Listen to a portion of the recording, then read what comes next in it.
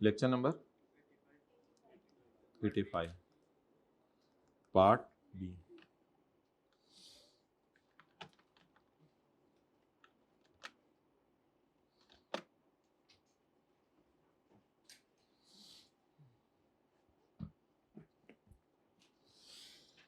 अच्छा, एक भाई ये पूछ रहे हैं कि इसकी जगह ऐसा कर सकते हैं। बिल्कुल कर सकते हैं। जाओ आप उधर उधर जाओ, कैमरा उधर करो, वो उधर उधर उधर उधर कोने पे। इन्वेस्टमेंट कितने से बढ़ रही हैं? 3.2 से। इधर लाओ camera. 3.2 increase in investment in shares, उधर लेके जाओ। इन्वेस्टमेंट कितने से कम हो रही है? इधर लाओ camera. Decrease in investment in associate, ठीक है, ये भी सही है। ये तो उतारते हुए भी नेट नहीं कर रहे, डायरेक्ट डायरेक्ट ला रहे हैं, बिल्कुल चलेगा। आगे चलें। P&L, रिकॉर्डिंग ऑफ, बल्कि ये अगर निरीक्षण लिखनी हो तो reversal of profit share. Profit share reverse कर रहे हैं ना, क्योंकि हमारा मेथड दूसरा है। कितना? 0.333, 0.33 प्लस या माइनस? माइनस। आगे चलें। उधर उधर उधर ना, उधर काम कर दें। कितने से? इधर लाओ। 0. ठीक है, कोई मसला नहीं। आगे चलें। बढ़ा दें। कितने से? 0.2 से। उधर जाओ। ऋण इनकम कितने से? इधर आओ। P&L की रिवर्सल 4 से। आगे इन्वेस्टमेंट इन शेयर्स 0.4 और इन्वेस्टमेंट इन शेयर ये क्या करनी है? ये भी ठीक है। ये पूछ रहे थे आप। चलें बैठ, ये भी ठीक है, कोई मसला नहीं।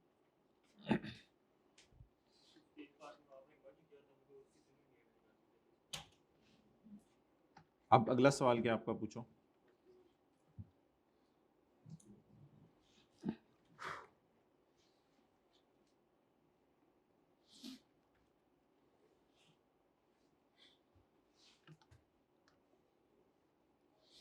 पीपी इन्वेस्टमेंट्स, ये बड़ी अजीब फिगर होती है। इन्वेस्टमेंट्स ना सब्सिडरी में ना एसोसिएट में, पता नहीं अब क्या होंगी। Other assets, share capital, share premium, retained earning और liabilities.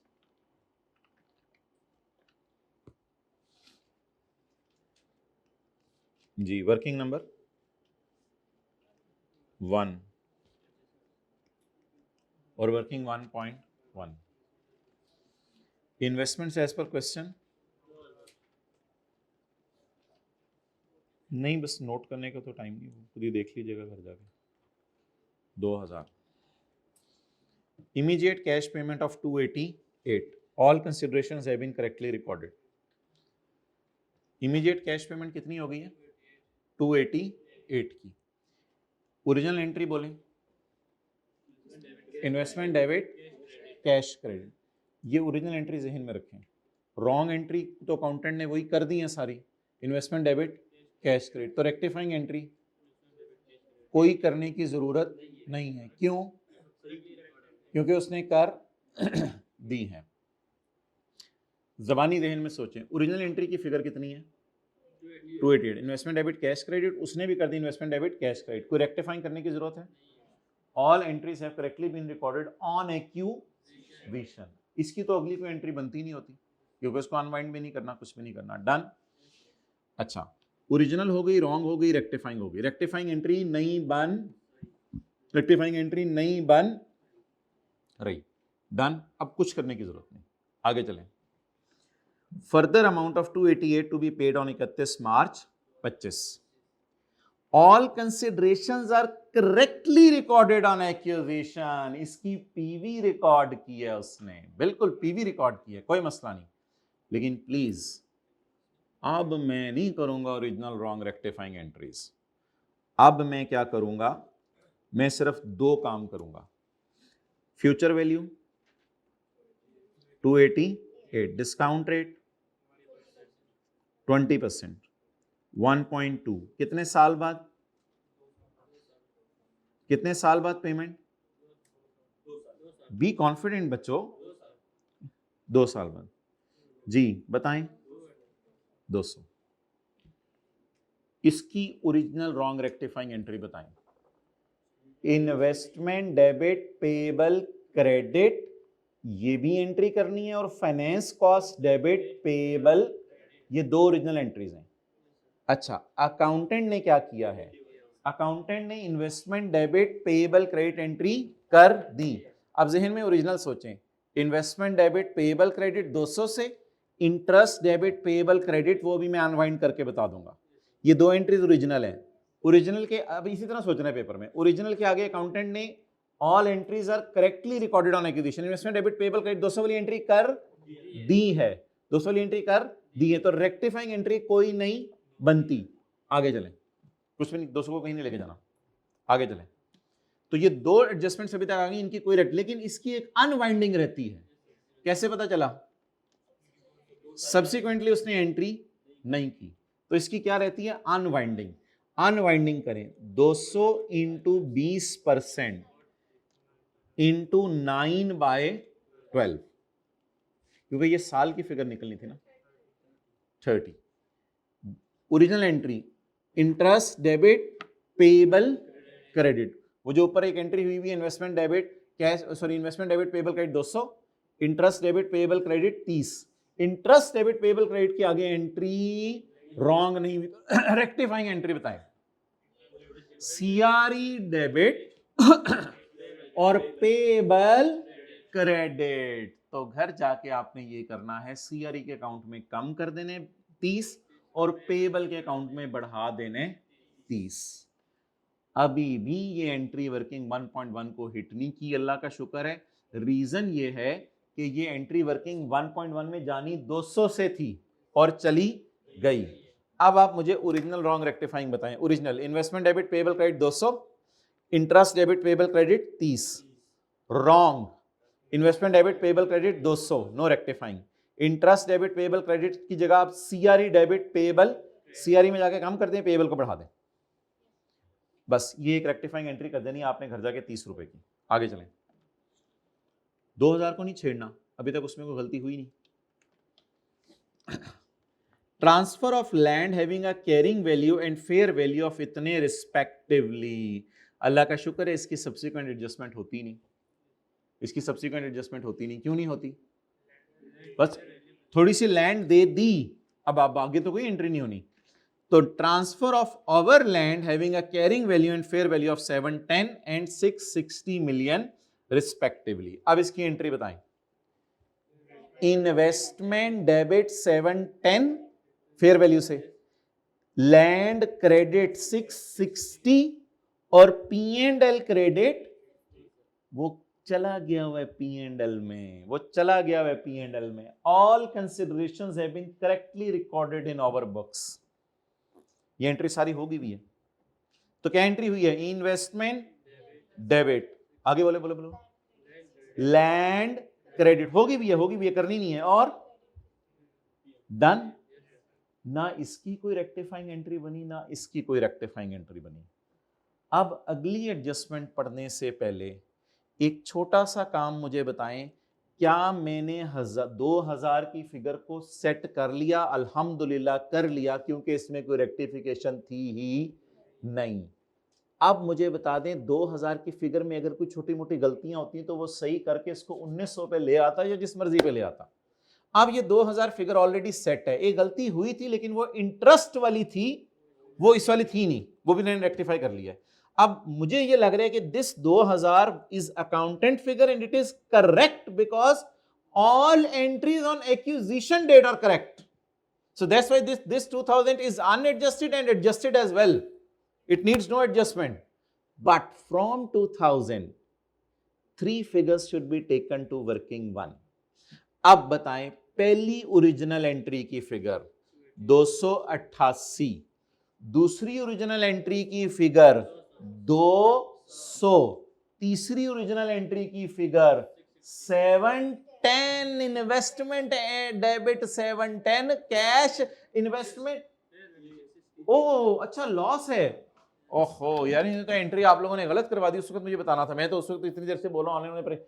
Investment debit 660, land credit 710 और लॉस डेबिट, क्यों नहीं बोलते, क्यों नहीं आप लोग?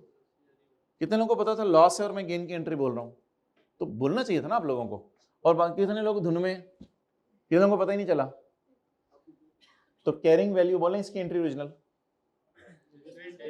अब बताइए ओरिजिनल लॉन्ग रेक्टिफाइंग करके बताऊं या थोड़ी थोड़ी अब बड़े हो गए हैं पेपर में, तो बस मेरे ख्याल से यही कर लेंगे तो काफी होगा उसके लिए। ठीक है, अब मुझे बता दें रेक्टिफाइंग एंट्री सिर्फ एक निकली है, सीआरई डेबिट पेएबल, वो एंट्री मैंने कहां जाके मार दी है? सीआरई में और पेएबल में, वो मैं भी खोल नहीं रहा।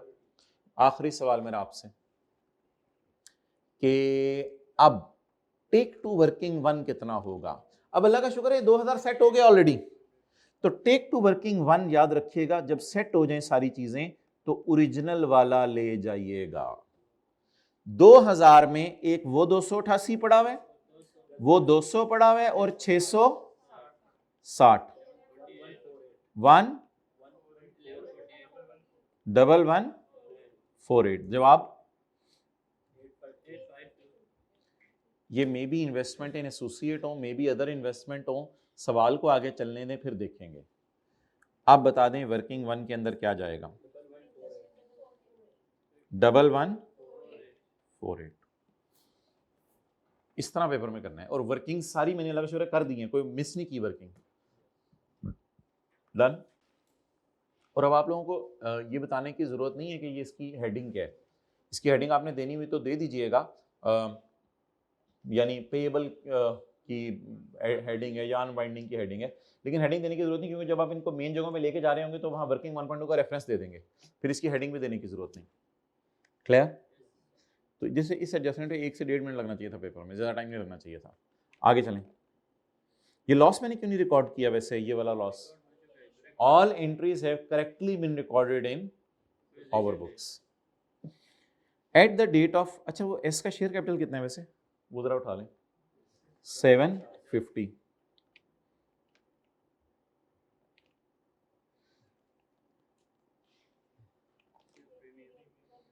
शेयर प्रीमियम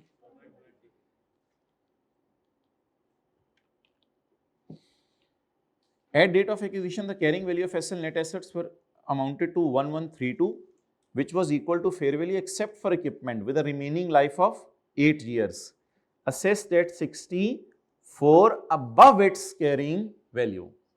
अच्छा ये है नेट एसेट्स की कैरिंग वैल्यू, ये है नेट एसेट्स की, इसमें सरप्लस नहीं पड़ा हुआ, इसमें सरप्लस नहीं पड़ा हुआ।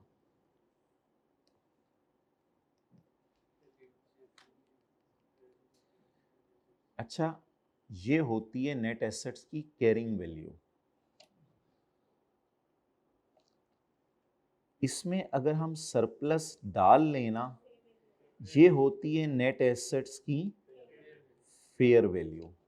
हमें असल में आदत है कि इसको यूज नहीं करते होते, हम डायरेक्ट डब्बा बनाते होते थे, लेकिन एक क्लास में मैंने बताया था हमें आदत है, हमें सरप्लस दो, हमें आदत पड़ी हुई है कि हमें सरप्लस दो, जब वो सरप्लस देता है तो हम मजे से डब्बा पूरा बनाते हैं, और डब्बा पूरा बना के लिख सकते हैं नीचे fair value of net assets of subsidiary on acquisition. हमें इस चीज की आदत है, लेकिन उसने fair value of net assets नहीं दी, वो बड़ा तेज निकला।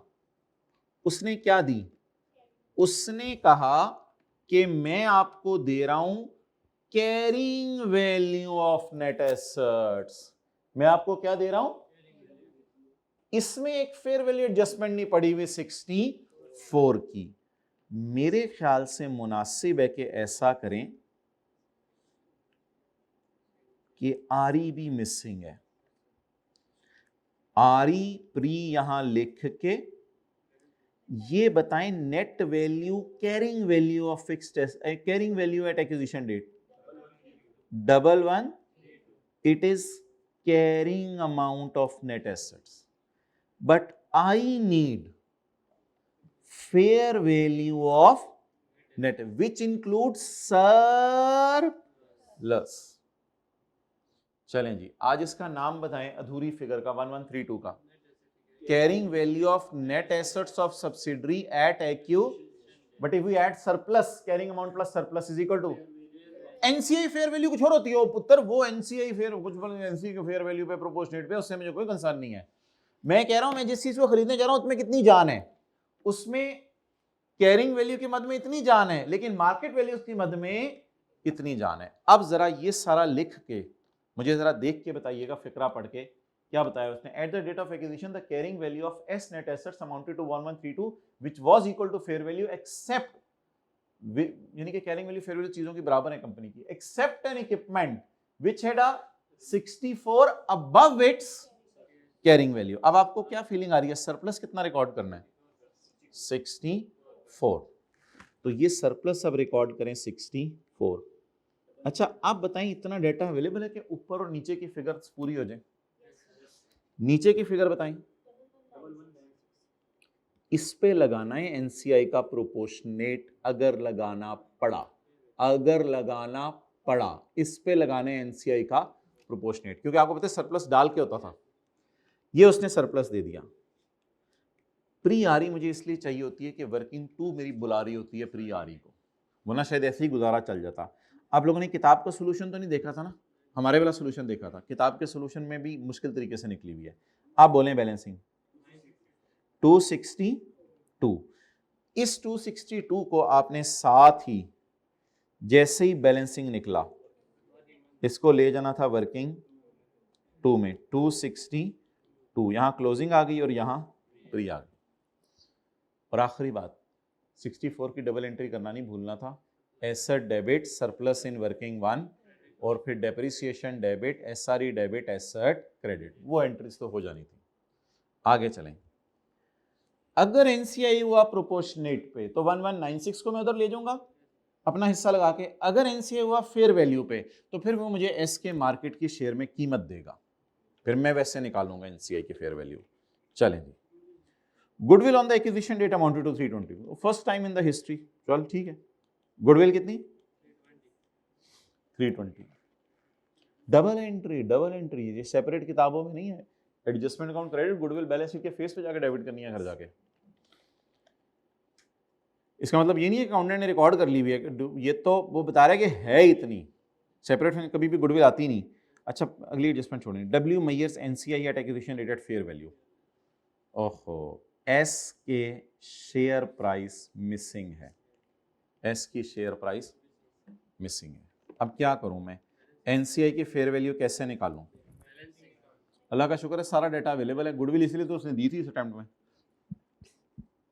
अब एनसीआई की क्या निकाल, ये फेयर वैल्यू है एनसीआई की 368, और अगर आप इस 368 को इमरान खान के नंबर ऑफ शेयर से डिवाइड करेंगे तो आपके पास एक शेयर की फेयर वैल्यू भी निकल सकती है, एक शेयर की फेयर वैल्यू भी निकल सकती है, क्योंकि इमरान खान के नंबर ऑफ शेयर्स तो हमें पता है ना कितने हैं।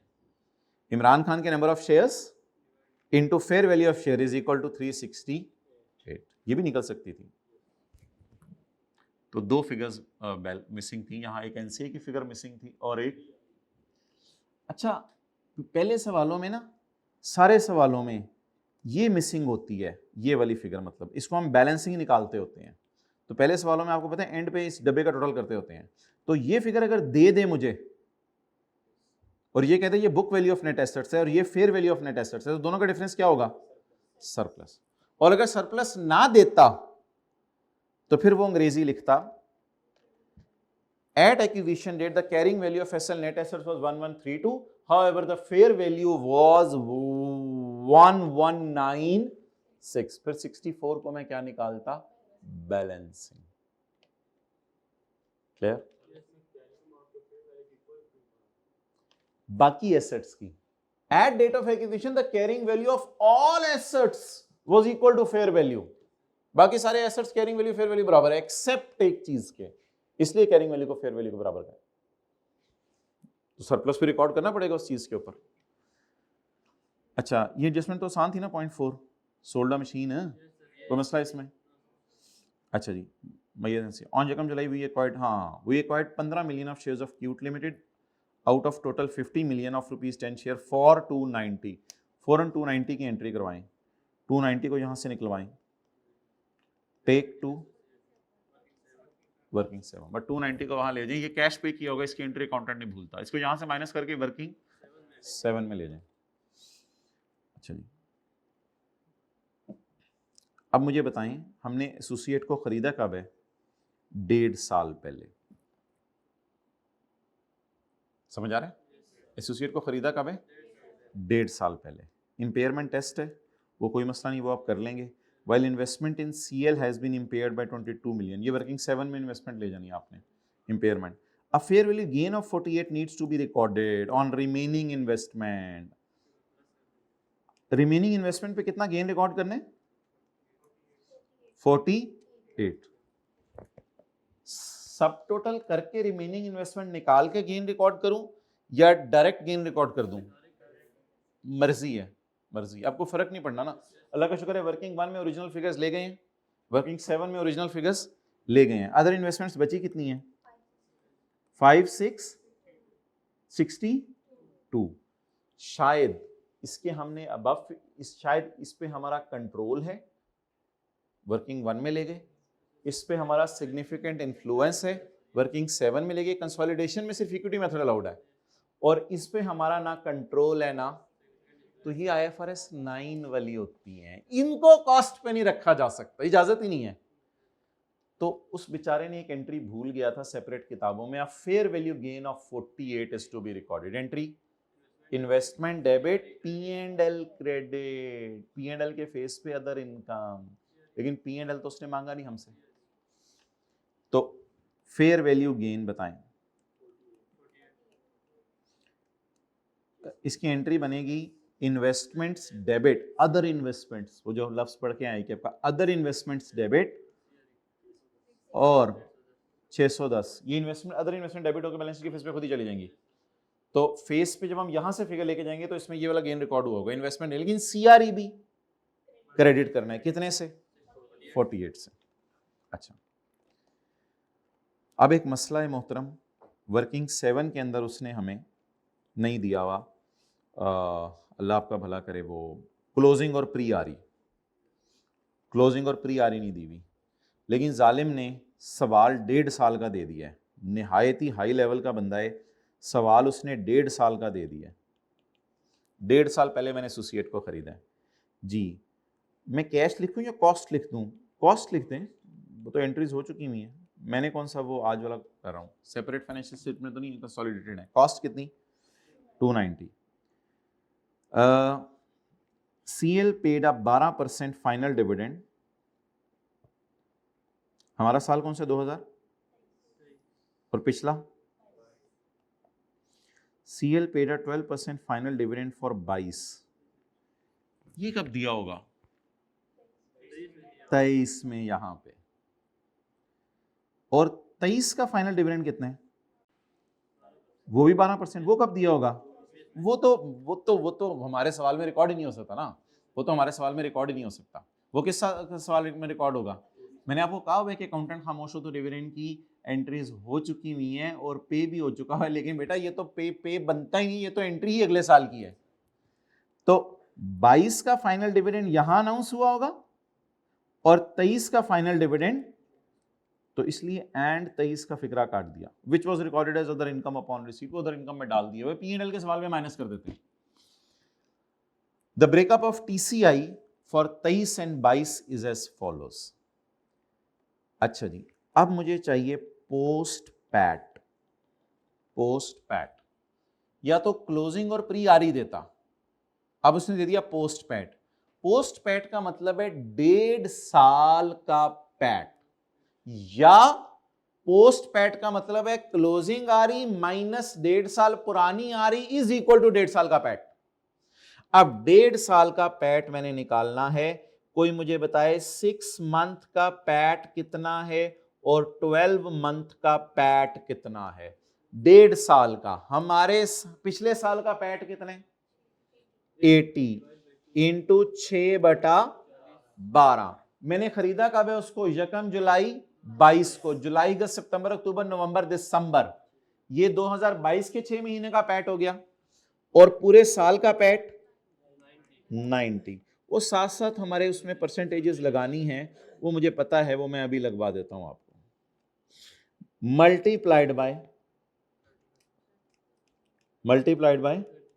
Is equal to 30। इसको कहां ले जाएं? नहीं, सीआरई में। अभी एक और चीज आनी है, सब्र कर जाओ, इसको सीआरई में ना लेके जाएं। डन, आगे चलें। डिविडेंड, इस 1.5 साल में कोई डिविडेंड अनाउंस हुआ है तो बता दें। इस 1.5 साल में फाइनल डिविडेंड कौन सा वाला? 22 का। शेयर कैपिटल पकड़ें जरा एसोसिएट का। ओ, नहीं दिया हुआ ना, शेयर कैपिटल एसोसिएट का नहीं दिया हुआ। कैसे निकालें? हमारे पास कितने शेयर हैं? WL acquired 15 million shares. हमने कितने शेयर्स एक्वायर किए हैं? 15 मिलियन शेयर्स। और फेस वैल्यू क्या है? फेस वैल्यू 10 पर शेयर। कहां दी हुई है? जो मैंने मिटा दी है।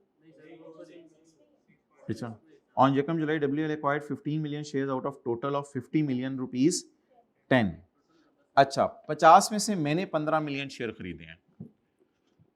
अगर आपने फुल डिविडेंड निकालना है पहले, तो फिर कैलकुलेटर पकड़ें। अगर फुल डिविडेंड निकालना है, 50 मिलियन किसके शेयर्स हैं? टोटल जो एसोसिएट के हैं। 50 मिलियन ज़रब 10 रुपए करें। 50 ज़रब 10, ये 500 क्या है? शेयर। 50 मिलियन शेयर्स इंटू 10 रुपए, ये आ गया ए का शेयर कैपिटल। इस पे लगाएं 12%।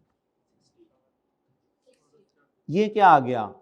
ए का फुल डिविडेंड। इस पे मेरा शेयर। एक ये तरीका निकालने का। दूसरा तरीका हाथ खड़ा करके बताएं। दूसरा तरीका हाथ खड़ा करके जी। 15 मिलियन मेरे शेयर्स हैं, एक शेयर मेरा 10 रुपए का है। एक शेयर मेरा 10 रुपए का है, तो मेरी फेस वैल्यू ऑफ शेयर्स कितनी है? मेरी 150 मिलियन। अब इस पे 30 नहीं लगाना, क्योंकि 50 इंटू 30% ही 15 मिलियन शेयर्स आए हैं। अब ये मेरे शेयर्स हैं, अब 30% नहीं लगाना, इंटू 12%। हाथ खड़ा करें, जरा समझ आ गई दोनों बातें। अच्छा, ये क्या है? Quantity of A shares. ये क्या है? फेस वैल्यू पर। ये बैलेंस शीट वाला शेयर कैपिटल है ए का, उस पे लगाई। ये सबका डिविडेंड और ये मेरा। 50 में से कितने शेयर मेरे हैं? अब 30% लगाने की जरूरत नहीं होगी। 15 ज़रब 10, ये उसके शेयर्स की फेस वैल्यू है, ये जो मेरे पास हैं, जितने मेरे पास हैं, उसका 12% डिविडेंड। कितना आ गया? दोनों तरीके से निकल सकते हैं। खींच लें तो सी।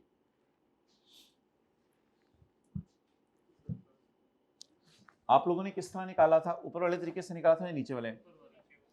कितने लोगों से नहीं निकला 18? कुछ गलती जो हुई थी वो बताएं।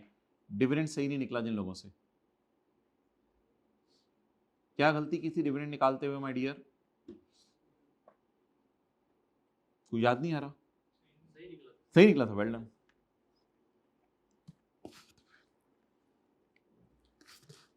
मेरे ख्याल से ऐसा करते हैं, उसको पूरा शेयर कैपिटल पकड़ते हैं, उसकी फेस वैल्यू निकालते हैं, उसका डिविडेंड निकालते हैं, उसका 30%। एग्जामिनर आशा कर उठेगा, उत्तर तो सही। Dividend done. आखिरी बात, पोस्ट ओसीआई 1.5 साल की। 1.5 साल की, ये तो पिछले साल है ही नहीं, तो 6 महीने की ओसीआई 0 और 12 महीने की ओसीआई 40 मल्टीप्लाइड बाय, बाकी एक एडजस्टमेंट होनी थी, उसके बाद कैरिड ऑन आना था। तो वर्किंग 7 में 1.5 साल की फिगर्स क्यों जा रही हैं? क्योंकि ये एज ऑन है, एज ऑन है, और पी एंड एल अगर बनता तो फॉर द ईयर। डन। आखिरी बात,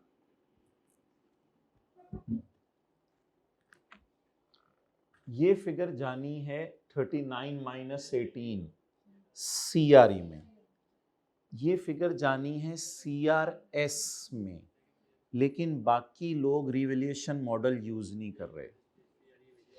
मजबूरी में इसको इन दोनों को कहां लेके जाना है? सीआरई में। कितना? 21। इसको कहां लेके जाने? सीआरएस, लेकिन मजबूरी में सीआरई में। डबल एंट्री भी पूरी होगी। कम से कम थोड़ा सा चीजें आपको जरा बेहतरी की तरफ जा रही हैं, ठीक है। और आधा सवाल वैसे भी पेपर में सही करना होता जाए।